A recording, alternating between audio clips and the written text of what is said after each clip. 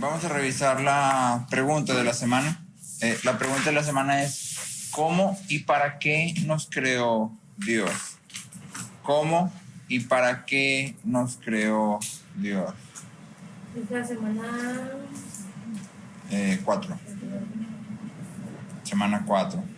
Y entonces la respuesta completa dice: Dios nos creó como hombres y mujeres a su propia imagen, para que lo conociéramos, lo amáramos, viviéramos con Él y lo glorificáramos. ¿Sí? Entonces Dios nos creó como hombres y mujeres a su propia imagen, para que lo conociéramos, lo amáramos, viviéramos con Él y lo glorificáramos.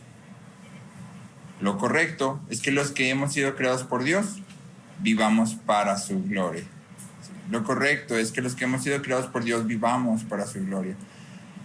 El versículo de la semana está en Génesis 1:27. Dice: cuando Dios creó al hombre, lo creó a su imagen, varón y mujer los creó. ¿Sí? Hay varias ideas aquí. Vamos a partir esto en dos, porque dice cómo y para qué. Entonces la primera parte es el cómo. ¿Cómo nos creó Dios?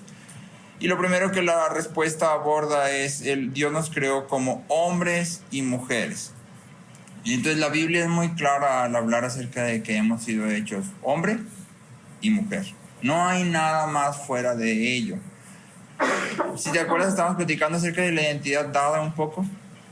Nuestro cuerpo, nuestro género es parte de nuestra identidad dada. Es algo que Dios nos ha asignado desde el momento en que hemos nacido.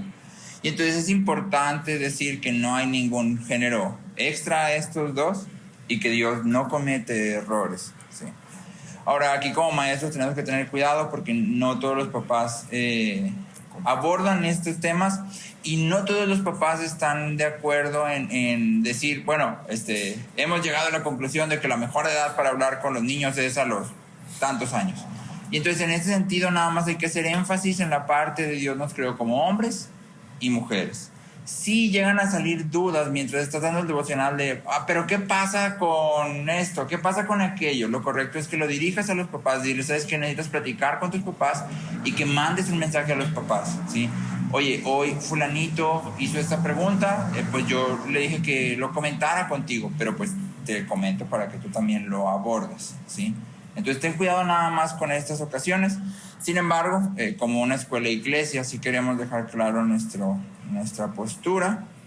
Nosotros creemos que a la luz de la palabra, estas situaciones de homosexualismo sobre todo, no siempre son elegidas, ¿sí?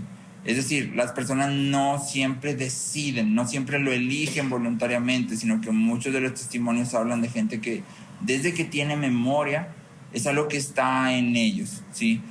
Algunas personas realmente nacen con esta inclinación, pero no significa que dichas inclinaciones nos deban de definir, ¿sí? Entonces la postura es esta: no todos lo eligen voluntariamente, pero aún independientemente de si lo eliges o no, no te debe de definir, ¿sí? Dios te creó hombre y mujer, y eso es lo que marca si eres hombre o mujer, lo que Dios ha asignado a ti. Si creemos que esto es una consecuencia de la caída, y entonces todas estas cosas, como todo lo demás, debe ser rendido bajo la soberanía de Dios, y no creemos que haya un espíritu que produce o que provoca la homosexualidad, no creemos que sea el resultado de maldiciones generacionales, ¿sí? Creemos que es en muchos casos una consecuencia de la caída. En otros casos es elegido, y aún así deberíamos de ser compasivos, porque las decisiones o las razones por las que alguien toma esta decisión pueden ser variadas y algunas veces pueden ser muy difíciles, y entonces tenemos que tener cuidado en esto, ¿sí? Ahora, dentro de esto de Dios los creó varón y hembra, hay otra cosa que está englobada, y es que Dios nos crea para vivir en comunidad, ¿sí? Un autor dice, Adán solo es solo el hombre, pero Adán y Eva son la imagen de Dios, ¿sí? Y entonces, como seres humanos hemos sido creados para vivir en comunidad. Hemos sido creados como seres interdependientes. Necesitamos unos de otros. En Efesios 4, 15 y 16 dice, al hablar, Efesios 4, 15 y 16, al hablar la verdad en amor, creceremos en todos los aspectos en aquel que es la cabeza, es decir, Cristo. de quien todo el cuerpo, estando bien ajustado y unido por la cohesión que las coyunturas proveen, conforme al funcionamiento adecuado de cada miembro, produce el crecimiento del cuerpo para su propia edificación. Efesios 4, versículos 15 y 16. Y entonces la idea de Pablo aquí es, ¿quieres crecer en tu semejanza a Cristo? ¿Quieres crecer en tu santificación? ¿Quieres crecer en gracia? Hay solo una forma de hacerlo. Tienes que estar unida al cuerpo de Cristo y tienes que estar funcionando como parte del cuerpo de Cristo. Un cristiano que se mantiene aislado, que no crea comunidad, que no se abre ante otros y obra para servir a otros, no va a crecer, se va a quedar estancado, ¿sí? Y entonces, cuando hablamos de ser creados como seres que están diseñados para vivir en comunidad, no estamos hablando solo en el matrimonio, sino en todo aspecto, ¿sí? Lo segundo que hay en esta parte de cómo nos creó Dios es que Dios nos creó a su imagen. Dios nos creó a su imagen. La Biblia nunca define exactamente qué es la imagen de Dios en el hombre. No hay la imagen de Dios comprende esto y esto y esto y esto y esto. Sin embargo, conforme vamos leyendo la Biblia, podemos decir algunas cosas de la imagen de Dios. Y lo que es claro es que el hombre es el único que refleja a Dios, ¿sí? Es la corona de la creación, por así llamarlo. Y en nuestra humanidad estamos reflejando algo de quién es Dios. Sobre esto John Piper comenta, ¿por qué haces una estatua de algo? Si haces una estatua de Napoleón, quieres que cuando las personas la vean, piensen en Napoleón, no que piensen en la estatua misma.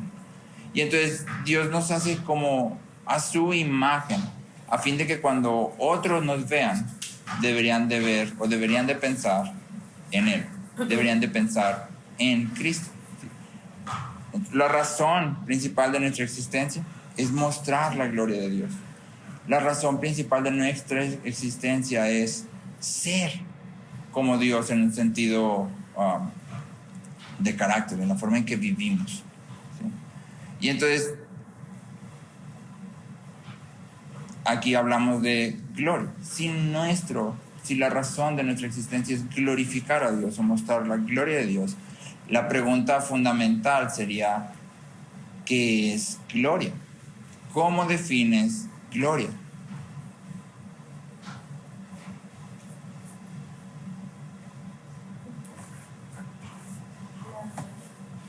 La manifestación física. ¿Cómo? Sí. De la virtud interna de Dios. Exactamente. Jonathan Edwards o John Owen, uno de los dos, no recuerdo, discúlpame, dice, gloria es la expresión externa de la plenitud interna de Dios. ¿Sí? Gloria es la expresión externa de la plenitud interna de Dios. Entonces decimos, Dios es bondadoso, perfectamente bondadoso. Y entonces cuando Él manifiesta su bondad, eso es gloria. Si Dios es justo, cuando Él manifiesta su justicia, eso es gloria. Dios es misericordioso y cuando Él manifiesta su misericordia, eso es gloria. Y entonces cuando tú y yo decimos, vivimos para la gloria de Dios, lo que estamos queriendo decir, o deberíamos de querer decir es, si Dios es bondadoso, yo voy a ser bondadoso.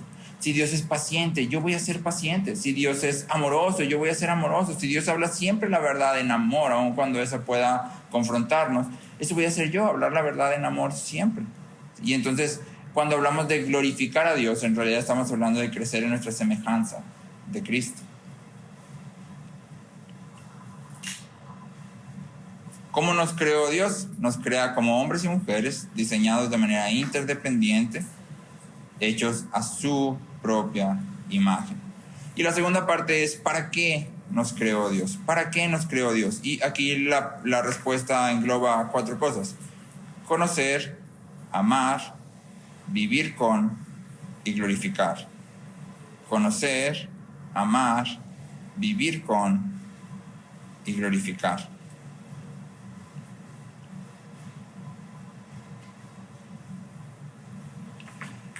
Es muy interesante cuando tú y yo regresamos a Génesis, que vemos el jardín del Edén. Y entonces, si ponemos atención, lo que tienes ahí cuando ves el jardín del Edén es que tienes un mundo, tienes todo el planeta Tierra. Y luego dice que Dios planta un jardín en el Edén. Y entonces eso quiere decir que en todo el planeta Tierra tienes un lugar que se llama Edén. Y luego adentro del Edén tienes un jardín, ¿sí? Es decir, el jardín no es todo el Edén, ¿me explico? Sino que tienes todo el mundo y luego tienes el Edén, y adentro del Edén tienes un jardín, ¿sí? Y en ese jardín es donde Dios se pasea. Y en ese jardín es donde Dios pone a Adán y a Eva. Y entonces aquí vemos una imagen de lo que más adelante vemos en el tabernáculo. Tienes todo el mundo y luego tienes un atrio, un tabernáculo, y en ese lugar tienes un lugar santísimo, que es donde la presencia de Dios está. Y entonces hay un paralelo. El jardín del Edén es paralelo, es análogo del lugar santísimo, donde la presencia de Dios está, donde se pasea, donde habita. La cuestión es que cuando llegas al tabernáculo, los hombres ya han caído, son pecadores, entonces no pueden entrar tan fácil al lugar santísimo. Pero al principio, cuando Dios crea a Adán y a Eva, ¿dónde los pone? En el lugar santísimo. O sea, Dios dice, yo te creé con un propósito. Te creé para que tú y yo tengamos comunión. La idea aquí es que tú y yo estemos en comunión, que tú y yo habitemos juntos. Y entonces por eso cuando llegas hasta el final de la Biblia, en Apocalipsis, en el último capítulo dice, y el lugar de Dios está entre los hombres, y Él habitará con ellos, y Él enjugará toda lágrima de sus ojos. Y entonces la idea es esa, o sea, Dios nos creó para vivir con Él, cerquita de Él, no simplemente en su mundo, sino en comunión con Él. Y por eso cuando vemos todo el plan de redención, el fin del plan de redención es, y Dios habitará en medio de ellos, Él será su Dios, ellos serán su pueblo. Ese es el fin. Y entonces esto abre la puerta a muchísimas cosas que podríamos decir. En primer lugar, podríamos decir que los hombres somos creados como sacerdotes. ¿Sí? Es decir, todos los hombres en nuestra naturaleza somos creados como sacerdotes para habitar en el lugar de Dios y disfrutar lo que es de Dios. Avánzate hasta el tabernáculo, ¿no? Y el trabajo de los sacerdotes y los levitas era algo interesante, porque la gente venía y ofrecía sacrificios, y desde los sacrificios tomaban algo de carne para que los levitas comieran, para que los sacerdotes comieran, ¿sí? Y entonces tú lo pasas muy rápido, ¿no? Bueno, pues sí, pues le daban. Pero aquí hay algo más interesante, y esto es algo que le pertenece a Dios. Y Dios está diciendo, yo te voy a invitar. O sea, tú vas a comer de mi mesa, tú vas a participar de lo que es específicamente mío. Y entonces el trabajo del sacerdote es estar en la presencia de Dios, disfrutar de la hospitalidad de Dios y mediar la presencia o la palabra de Dios. Ese es el trabajo fundamental del sacerdote. Para eso fuimos creados todos. Y entonces por eso la respuesta dice, fuimos creados para conocer a Dios. ¿Sí?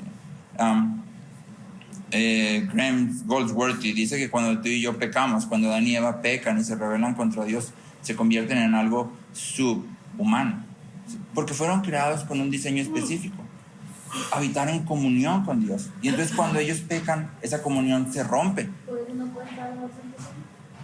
Y entonces dejas de ser un humano en todo el sentido, porque un humano está hecho para conocer a Dios, para tener comunión con Él, ¿sí? Y entonces por eso es que cuando llegas al lugar santísimo, Dios provee un medio para que haya esa comunión. Y por eso vemos que a lo largo de todo el plan de redención siempre hay esta pregunta, está latente en las historias de Samuel, sobre todo, donde te acuerdas que el arca del pacto llega a un pueblo, no recuerdo el nombre, y luego a alguien se le ocurre abrirla, no sé por qué, y resulta que cuando abren el arca del pacto, Dios mata a muchos de los hombres de ese pueblo. Y entonces la pregunta que sale es, ¿quién va a poder habitar con el Dios Santo? Esa es la pregunta de todos los hombres, y es en realidad la pregunta de todo el Antiguo Testamento. ¿Quién va a poder habitar con el Dios Santo? Lo mismo encontramos en Oseas, cuando Dios está trayendo juicio, y luego dice Dios, pero yo no entraré en la ciudad. O sea, Él está hablando de juicio, pero de misericordia. Entonces Dios dice, yo te amo, no te voy a destruir por completo y no voy a entrar en la ciudad. Y entonces la pregunta es, ¿qué tiene que ver que Dios entre en la ciudad por mostrar misericordia? Bueno, la respuesta es, si Dios en toda su santidad entra en medio de la ciudad, en todo el pecado que está, ¿qué pasaría? Todo es consumido, porque la santidad de Dios consume todo lo malo. Y entonces por eso es que llegamos a Cristo, y Cristo es glorioso, porque Cristo abre la puerta, de manera que tú y yo podamos, como dice el autor de Hebreos, entrar confiadamente ante el trono de su gracia. Y eso debería de asombrarnos bastante, porque significa que cuando tú pecas, en vez de que la santidad de Dios te consuma, la sangre de Cristo te lava de forma que tú puedes entrar confiadamente y decir, perdóname, ayúdame. O sea, no nada más perdóname y luego ya voy a intentarlo yo, sino perdóname, ayúdame. Porque el autor de Hebreos dice, puedes acercarte confiadamente para encontrar socorro, para encontrar auxilio, para encontrar ayuda. Y entonces es asombroso cuando pensamos en la obra de Cristo. Y es asombroso cuando pensamos que Dios nos hizo específicamente para tener comunión con Él. ¿Sí? Porque eso habla de un Dios sumamente, inmensamente, extremadamente bondadoso. Y entonces tú y yo debemos de esforzarnos por hacerles ver esto a los niños. Dios es tan bueno. Pudo haber puesto su jardín y luego haber puesto a Adán allá en el otro lado del mundo y darle instrucciones. Si vas a caminar hacia tal lado, 50,000 pasos, allá te espero. Pero no lo hizo. O pudo haber puesto su jardín y poner a Adán allá afuera, pero no lo hizo. Lo pone donde Él está, a fin de tener comunión. ¿Sí? Y entonces, lo correcto es que los que hemos sido creados por Dios, ¿quién ha sido creado por Dios? Todos. Lo correcto es que los que hemos sido creados por Dios vivamos para su gloria, a la luz de su bondad y de quién es Él. Él es el creador. Lo correcto es que vivamos para su gloria. Y aquí hay un punto clave, que todos los que han sido creados por Dios deberían vivir para su gloria. Es decir, si fuiste creado por Dios y no vives para su gloria, estás pecando. Estás errando en tu propósito y nunca vas a lograr encontrar verdadera paz, verdadera plenitud, verdadero gozo, porque todo eso no se puede encontrar fuera de la comunión con Dios a través de